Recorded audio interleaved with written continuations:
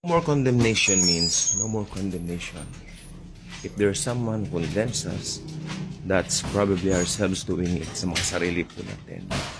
So that's why right now I would like to share something sa inyo pong lahat regarding the truth. And that truth is coming from the heart of God, coming from His Word, the Holy Bible.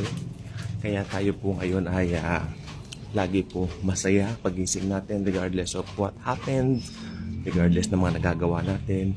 No more condemnation means indeed no more condemnation. If there is, again, if there is someone who's condemning us, that's the devil. And maybe ourselves sometimes. Pero as far as the Lord is concerned, tayo po ay hindi na po niya hinahatulan. And that's a good news. Good news means good news. Hindi pwedeng mahalo ang bad news sa good news. Okay? So basahin po natin yung mga talatang ito. Very powerful. Romans chapter 8. Romans chapter 8 verse 1. There is therefore now no more condemnation to those who are in Christ Jesus, who do not walk according to the flesh, but according to the Spirit. For if you live according to the flesh, you will die.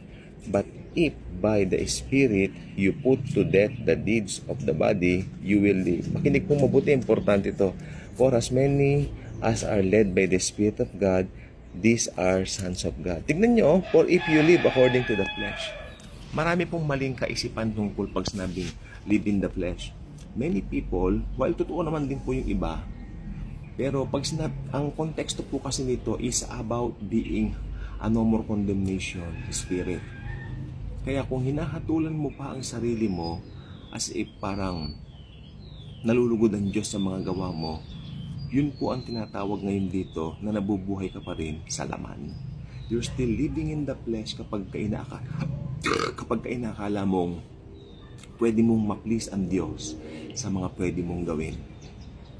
Marami po mga present ngayon na ganyan ang paniwala na they believe na yung kakayanan nila to love God is something na makapagbibigay ng kaluguran sa Diyos at mabibigyan sila ng pogi point sa harapan niya. Well, hindi po ganun ang ibig sabihin ng talata. Christianity is about Jesus Christ.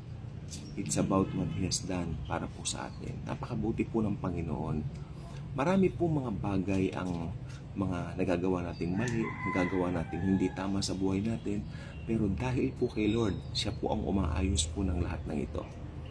Or should I say, inayos na po niya sa cross. At yung effect, pinapakita niya sa buhay natin sa bawat araw. Gusto lang po ng Panginoon, simple lang. Ilagay natin sa puso natin na hindi na po niya tayo hinahatulan, na mahal niya tayo, na iniingatan niya tayo. Okay? Mahal po niya tayo, mahal po niya tayo.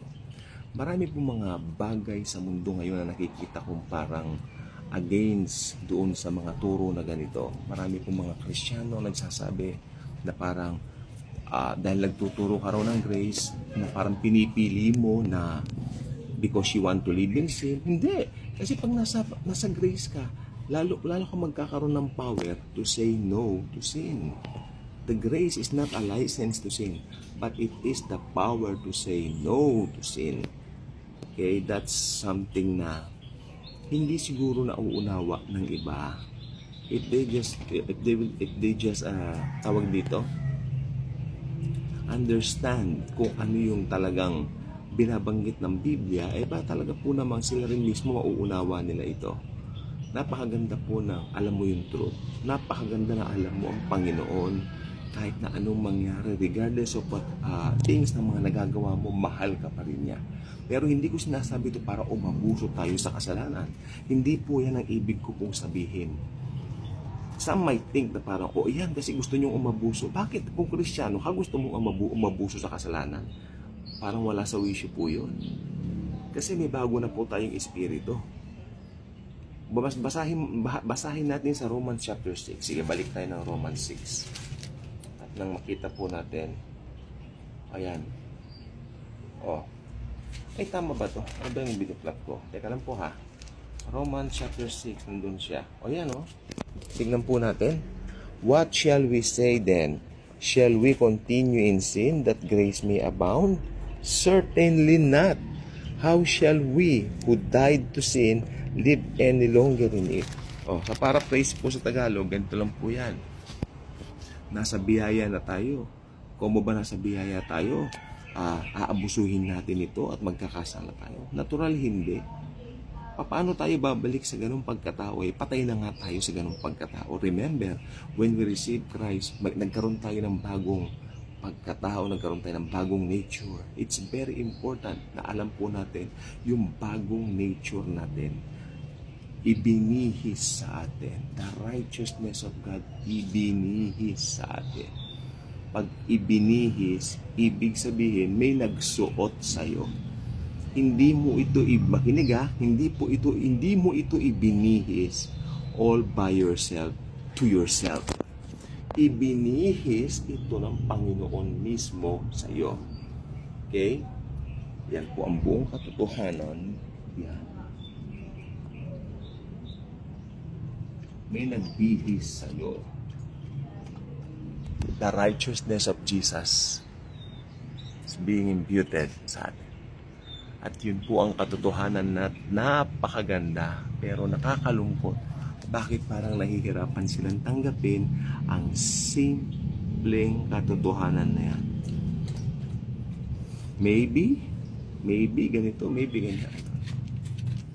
Pero isa lang po ang alam ko po kasi. Ang buong katotohanan po kasi ito lang po. Kung ano yung simple, talagang mahirap sigurong gawin. Lalo na kung lack of knowledge. Ayun ang sagot, lack of knowledge. Alam ko po sana sabihin ng tahasan, pero kung kulang po tayo sa pag-aaral at kaalaman, we might think na yung damdamin natin dinadala tayo sa isang tamang place. Wherein ako sana, ang totoo, baka dinadaya na po tayo. And we will not going to allow that. As Christians, we need to embrace the beauty of grace of Jesus. Very beautiful. Wala kang ginawa. The Savior of the world died for you. The Son of God gave Himself for us. Romans 8:32. Paulit-ulit ko po dito yan. Paano mo iisipin na pwede mong mapaluguran ng Diyos sa sarili mong gawa? Wala talaga Kung kaya mo, ito makinig po mabuti, logic. Kung kaya mo o kaya natin na gawin ang mga bagay niya para malugod ang Diyos sa atin, hindi na sana nagkatawang-tao ang Diyos. Hindi na sana siya naging tao para mabuhay dito at ultimately, ibigay ang buhay sa krus at pusa niyang ibigay ang kanyang buhay at mamatay. Bilang Diyos, He cannot die, pero dahil He chose to die, He gave up the ghost, sabi ng King James Version. It's very important that we know all of these things. Very important matters sa ating pananampalatayang Kristiyano. The Lord is He gave His own life para po sa atin. Takpan natin yan. Po. Alam niyo, bilang mga Kristiyano po, yung perfection natin na ibinihis sa atin, nakikita po yan lagi ng Diyos. Pero yung mga kapwa natin, unfortunately, hindi po nila nakikita yan. Kaya nandun pa rin po yung tinatawag na paggawa natin ng mabuti sa kanila to become a testimony of God's love, God's grace, God's care towards mankind. Tandaan nyo, we are the ambassadors of the Lord Jesus Christ here on earth. At tayo ang kanyang ginagamit upang ang kanyang salita, the Holy Bible, ay makarating sa mga tao. Napakaganda. Hindi ka ba masaya na ginagamit ka? If you are a Christian at ginagamit ka ng Diyos, masaya ka. Lobat na po ako, Panginoon, Diyos ko po. Lobat ang cellphone ko pero hindi ang bulsa ko. Diyos ko, Lord. Thank you, Lord. Diyos ko, Lord. Amen. Darating na ang pera. Money will come, money. Amen. In Jesus' name, money will come sa lahat ng mga nanonood. Very excited ba na magkaroon na naman ng mga bulsa natin? Very excited. Marami kasi kami papagawa. The Lord knows that.